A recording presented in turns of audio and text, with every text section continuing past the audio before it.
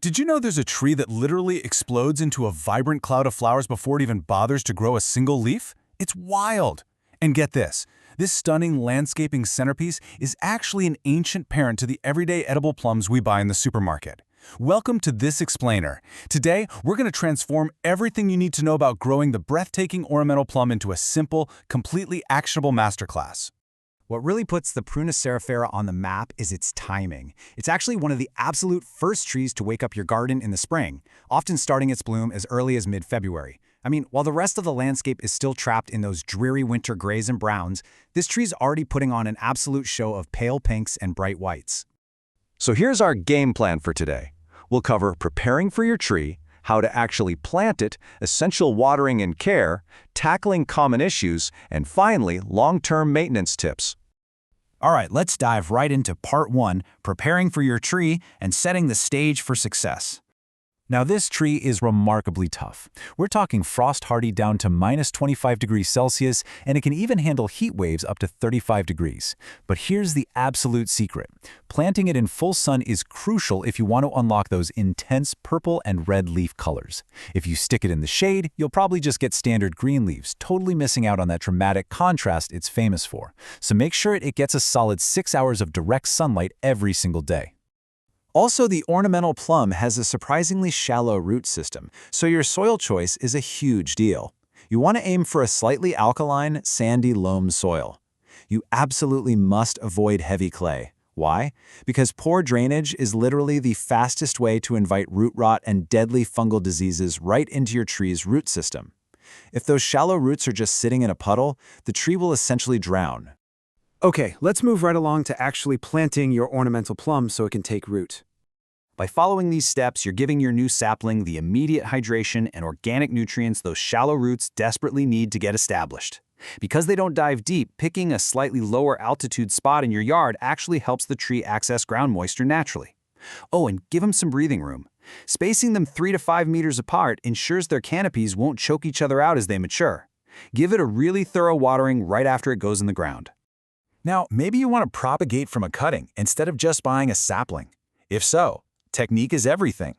Taking semi-hardwood cuttings in the summer and slicing the branch at a strict 45-degree angle is key. It maximizes the surface area for those brand new roots to emerge. Strip those lower leaves, give it a quick dip in some rooting hormone, and tuck it into well-draining soil with indirect light. That's exactly the jumpstart your cutting needs to become a robust tree. So your tree's in the ground, which brings us to essential watering and care. Let's nurture this thing. Here's your foolproof care schedule. While these trees can handle short, dry spells, keeping up with consistent watering every 1 to 2 weeks is a must for a healthy, dense canopy, and definitely ramp that watering up when it's producing fruit. For feeding, a biannual schedule is the sweet spot, once in early spring to push out that gorgeous foliage, and once right before fall for root health. Plus, never underestimate a good layer of organic mulch. It is fantastic for trapping moisture right where those shallow roots need it. Now, before we go any further, I really need to highlight a vital safety fact. If you have dogs running around your garden, please be incredibly careful.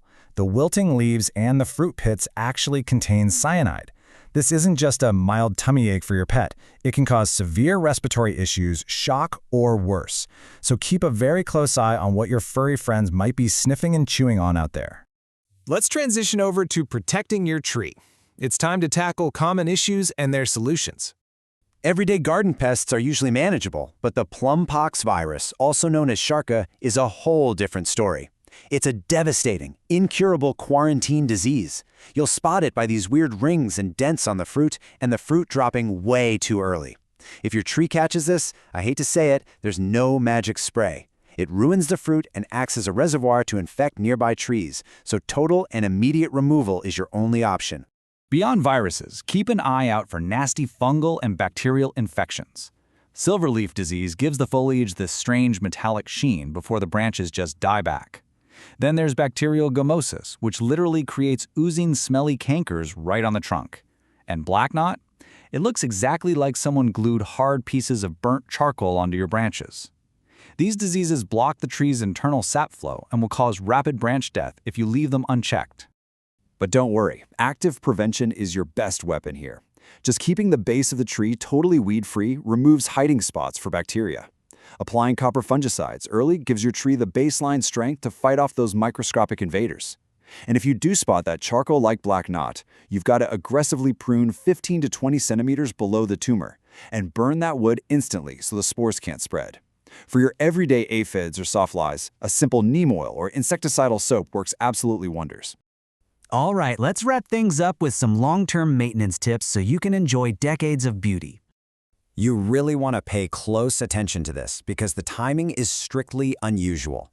Unlike a lot of trees that you'd prune in the dead of winter, you must prune your ornamental plum in early summer, right after the flowers drop. Why? Because the air is dry. Pruning in the rain or high humidity is basically an open invitation for silverleaf spores to infect the fresh cuts. And here's a pro tip. Use meticulously clean tools and cover those pruning wounds with fungicidal paint within 15 minutes. Seriously, don't wait on that.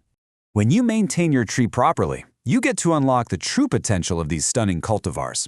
You could go with the legendary Nigra, which is actually an RHS Award of Garden Merit winner, featuring almost black-purple leaves and pink flowers. Or there's the classic Pissardii that shifts from dark red to deep purple. Thundercloud gives you bright red foliage. And there's even Lindsayii if you love the early blooms but prefer a standard green leaf. The color contrasts are just unparalleled. As we wrap up this explainer, just keep in mind that this is a general guide based on best practices. Because soil types, microclimates, and local pest populations vary so wildly everywhere, you should absolutely consult local gardening experts or agricultural extension resources for information perfectly tailored to your specific backyard. Armed with the exact knowledge to prepare, plant, prune, and protect, you're no longer a beginner. You are fully ready to cultivate a masterpiece. The only question left is, where will this breathtaking slice of ancient horticultural history take root in your own garden story? Thanks for joining me for this explainer, and happy planting!